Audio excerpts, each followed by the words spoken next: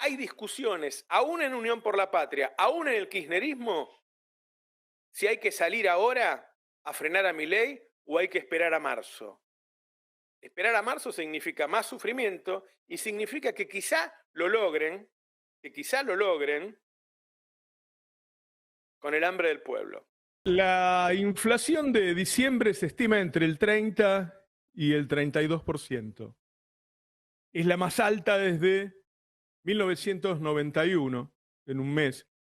Se estima que los salarios van a perder solo en diciembre entre un 12 y un 15%. Ahora, el tema que están mirando tanto la política como los mercados es cuánto se va a comer de la devaluación. Es decir, la suba del precio del dólar fue del 120%. Hay devaluaciones reales y devaluaciones nominales. Reales quiere decir que el dólar suba mucho más que el resto de los bienes y servicios. Es decir, el exportador quiere que vender su dólar y que las otras cosas no suban para que le bajen los costos. Si no, no te liquida. Bueno, muchos están empezando a pensar que el traslado a precios es tan rápido que para fin de febrero la devaluación va a estar anulada. Es decir, que la inflación entre diciembre, enero y febrero va a superar el 100%. Y vamos a llegar a una situación como si no se hubiera devaluado. Por lo tanto, el campo, que liquida la cosecha gruesa en abril, mayo, va a pedir otra vuelta de devaluación. Al mismo tiempo, va a ser tanta la caída del nivel de actividad que va a haber una recesión muy grande, va a caer la recaudación y Milei va a tener que hacer un nuevo ajuste. Y ese es el gran problema de Milei. Es decir, para febrero ya va a estar bastante desgastado, va a haber mucha gente enojada con él. Imagínense si en ese momento el tipo vuelve a devaluar y vuelve a ajustar. El ancla, la forma en que él piensa parar todo esto, es una recesión total. Es decir, que la clase media deje de consumir tanto que los precios aflojen. Muchos estiman que la pobreza para marzo va a estar entre el 65 y el 70%. Es decir, casi toda la clase media va a pasar a ser pobre. Si la clase media pasa a ser pobre y prácticamente solo consume alimentos, gas, electricidad y transporte, deja de consumir todo el resto y en todo el resto empieza a haber despidos, se para la producción. Bueno, esa es una situación catastrófica. Ahora bien, ¿es el salario un ancla para el dólar o para los precios?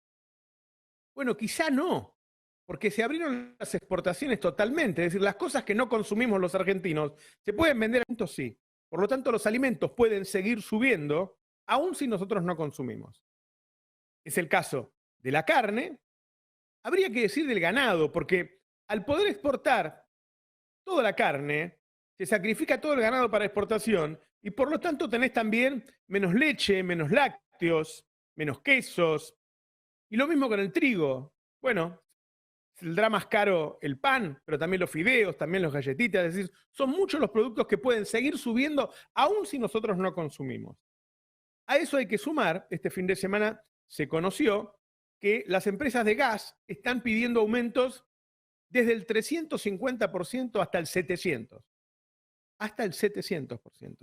Es decir, que lo que vos pagues hoy se multiplique por 7. Una situación similar va a estar en el transporte y la luz. Eso te genera como una inflación de segunda generación. Es decir, una empresa te subió los precios, pero como ahora le suben los servicios, te vuelve a subir los precios. Es decir, es muy difícil dimensionar de cuánto va a ser la inflación y cuánto van a tardar en comerte todo lo que vos ganás. Hay un debate, obviamente, entre fuerzas políticas del país, sí. Yo creo que a pesar de los cacerolazos, hoy el debate lo va ganando el gobierno. Pero no porque el gobierno sea fuerte, sino porque los actores que hay atrás del gobierno son fuertes. Esa foto de la Asociación Empresaria Argentina con los nombres diciendo nosotros aprobamos el DNU, que en realidad te están diciendo nosotros hicimos el DNU, porque se sabe, cada vez hay más pruebas. El otro día se lo reconoció Funes de Rioja, Ernesto Teneman, que Funes de Rioja es el presidente de Copal, de la Cámara de Alimentos, que su estudio de abogados había formado parte de del diseño del DNU. esos tipos están llamando para presionar a diputados y senadores para que voten a favor del DNU. Es decir, que por un lado tenés a la gente en la calle y por otro lado tenés a los grandes empresarios. Hoy la lucha de clases más a la vista que nunca. No te la van a contar en La Nación Más, en TN, no te la van a contar. Pero eso es lo que está pasando ahora.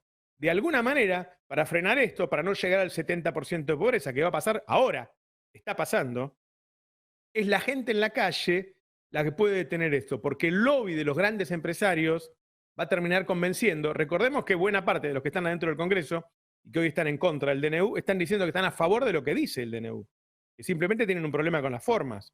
Bueno, de alguna manera se la van a arreglar para que eso se cumpla. Y ahí vienen los alquileres, y ahí vienen las prepagas y un montón de cosas más. Se termina el derecho a huelga, digo, todo eso. Entonces, hoy la lucha quedó entre esos lobbies empresarios, las grandes corporaciones y la gente en la calle. Hay discusiones, aún en Unión por la Patria, aún en el kirchnerismo, si hay que salir ahora a frenar a Milei o hay que esperar a marzo. Esperar a marzo significa más sufrimiento y significa que quizá lo logren,